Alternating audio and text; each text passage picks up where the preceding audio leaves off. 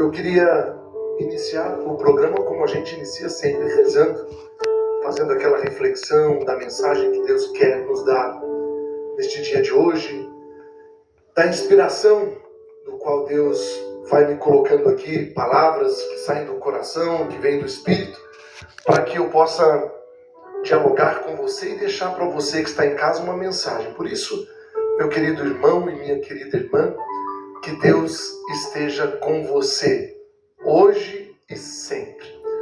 Antes de mais nada, não se esqueça.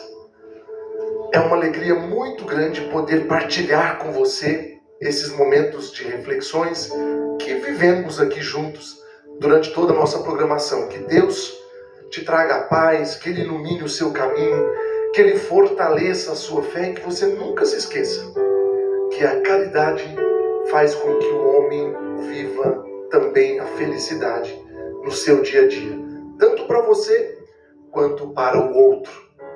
E aqui, falando de caridade, eu me lembro de um homem da passagem do Evangelho, que você com certeza vai se lembrar dessa história, que é uma parábola. Parábolas são aquelas historinhas que Jesus contava de uma forma muito simples, como se estivesse contando uma história para as crianças, de fácil entendimento, para que nós pudéssemos entender melhor. Então Jesus conta uma parábola aqui no Evangelho e cita um homem que descia de Jerusalém para Jericó. E diz essa palavra que este homem que descia de Jerusalém para Jericó caiu nas mãos de assaltantes. E esses lhe arrancaram tudo, espancaram e foram embora e quase o mataram.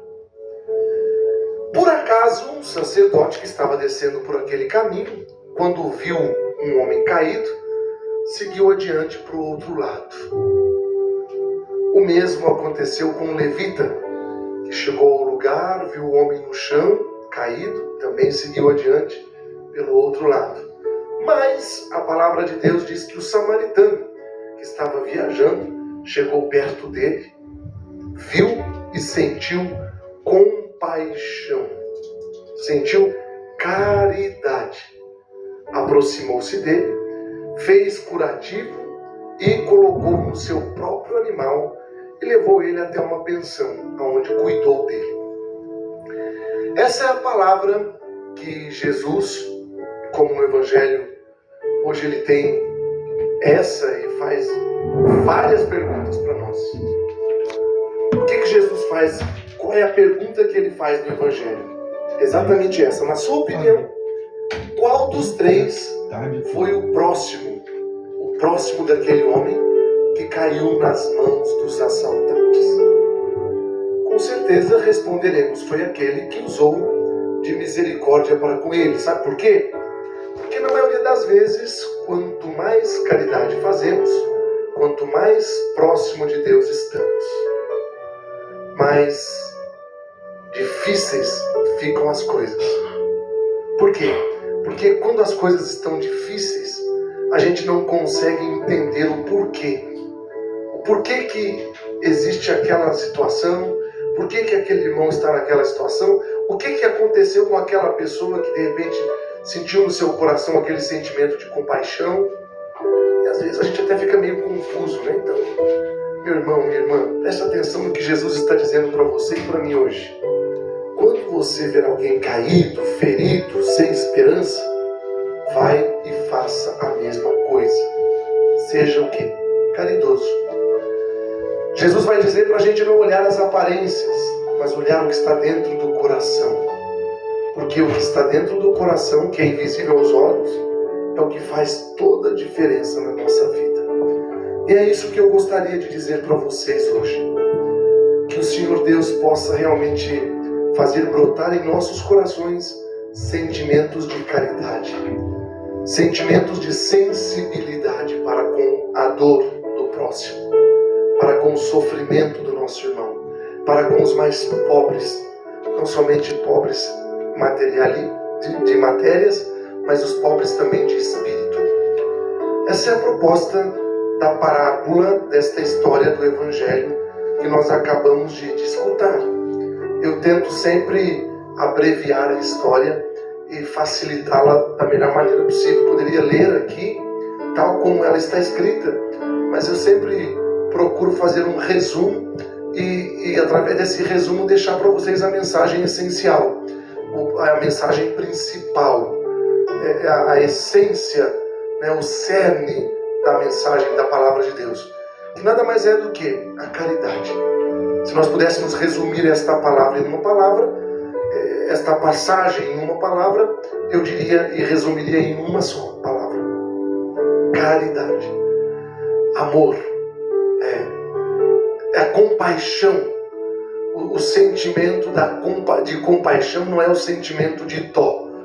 A gente sempre confunde o sentimento de compaixão com o sentimento de dó. Jesus não tinha dó de ninguém. Eu estou com dó do fulano, estou com dó do ciclano. Jesus sentiu compaixão. O sentimento que significa compaixão é compaixão, sofrimento com, sofrer com, ou seja, você sentir a dor do outro. Esta é a ideia desta passagem do Evangelho que nós acabamos de escutar. Por isso a proposta de Jesus Cristo, e também a minha proposta para você hoje que está em casa me assistindo, é essa: que você possa também ter este sentimento, fazer com que este sentimento sempre esteja vivo no seu coração, na sua vida, na sua alma, que é o sentimento de compaixão para aqueles que precisam, principalmente os mais necessitados. E se você pode ajudar o outro, por que não fazê-lo? Por que não agir com caridade? Por que não estender a mão? Certamente, todo bem que eu e você fizermos, todo bem que você fizer para o outro, nós teremos a nossa recompensa, porque também diz a palavra que até um copo d'água dado para aquele que está com sede, para um daqueles meus pequeninos de Jesus, não será esquecido. Curva a tua cabeça, fecha os teus olhos, põe a mão no teu coração e deixa o Padre rezar por você mais uma vez agora. Senhor nosso Deus, maravilhoso e eterno Pai, nas tuas mãos nos colocamos, Senhor, nesta data de hoje, neste dia, nesta tarde, nesta noite, e te pedimos, Senhor, que o Senhor venha com teu amor imenso, misericordioso, cheio de compaixão sobre as nossas vidas, principalmente, Senhor, aqueles e aquelas que necessitam da tua graça, do teu amor, do teu perdão, da tua misericórdia e da tua compaixão. Senhor, olha para o sofrimento de cada um de nós, destes teus filhos e filhas que estão nos assistindo, seja em qualquer lugar do Brasil ou do mundo, que necessitam da tua graça, que necessitam da tua misericórdia, da tua compaixão, do teu milagre, da tua libertação. Te pedimos, Senhor, nesta data de hoje, neste exato momento, que o Senhor derrame suas graças sobre as nossas vidas, sobre as vidas destes teus filhos e filhas. Derrama o teu sangue precioso, aquele sangue que cura, que salva, que liberta, que expulsa da nossa vida toda a maldição, todo atraso de vida, toda tristeza, toda angústia, toda depressão.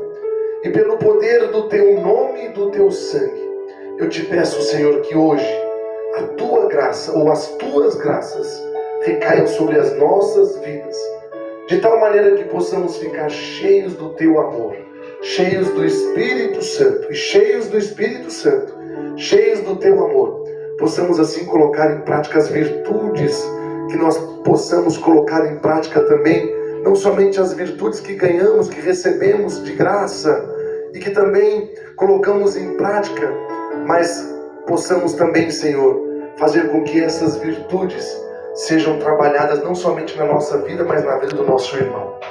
Te louvamos, te agradecemos e te bendizemos, Senhor, e te pedimos que o Senhor derrame a sua bênção e desça sobre você e sobre a sua família, sobre os seus sonhos e sobre os seus projetos. A bênção de Deus Todo-Poderoso, em nome do Pai, e do Filho, e do Espírito Santo. Amém. O que é que eu sou sem Jesus? Capricha. O que é que eu sou sem Jesus?